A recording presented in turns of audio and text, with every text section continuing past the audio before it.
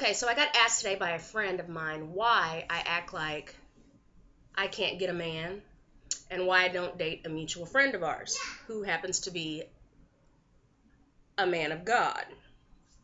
Now, I think the second one's very simple.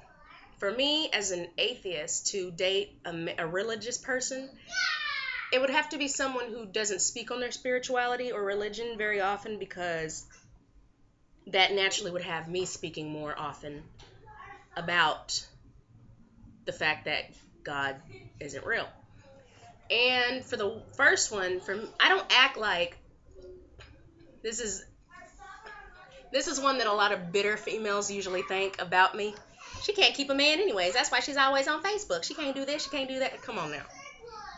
I don't have an issue getting a man. I could have my pick of quite a few, quite very many, aplenty. But, and it's not even the fact that I'm picky. You don't have to have a certain amount of money. You don't have to have a big house. You don't have to have a lot of stuff. Because what I can't bring to the table, I wouldn't ask somebody else to.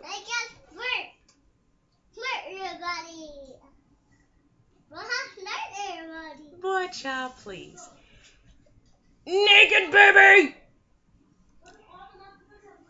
I can get a man. It's just a certain type of man that I'm looking for. It's not a certain look. It's not a certain amount of money. It's not this, that, or the other. There's just a certain type of person that can deal with me. You have to have a real fucked off sense of humor, for one, because I laugh at a lot of stuff that most people would find offensive. That's really, I think the only jokes that are out of line for me are like,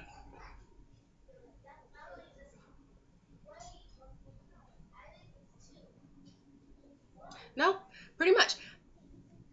I feel that for me as an atheist, it would be very disrespectful to put someone in the position to date me, knowing that you're going to be going to church and you're constantly going to have to hear, well, where's Ray? Or why doesn't Ray come here? Or this, that, and the other thing. It's put somebody in a really awkward position with their family and friends to say, well, my lady doesn't believe in God, and you're at church with your mother and your grandmother. It's not cool.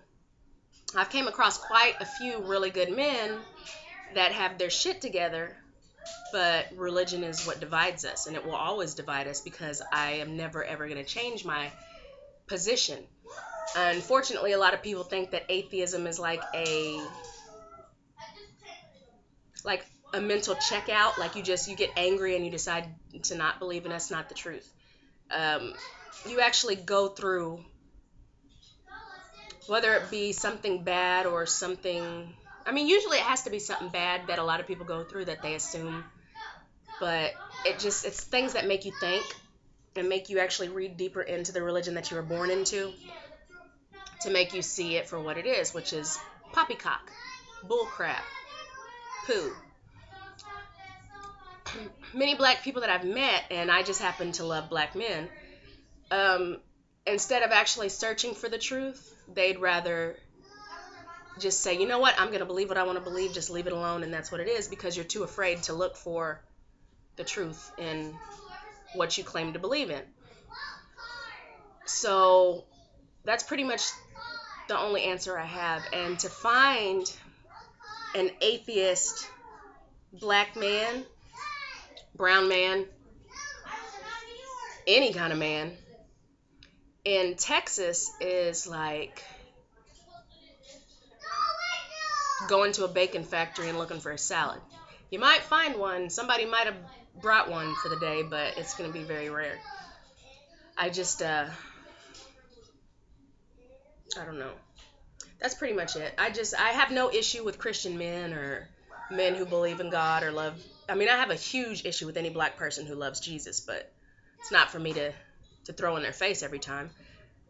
But whenever it comes to a man that I plan on dating, my next ex-husband, you're gonna probably need to leave God behind. So that's why I'm still single, and that is why it's gonna take me a while to choose a man. Choosy lover.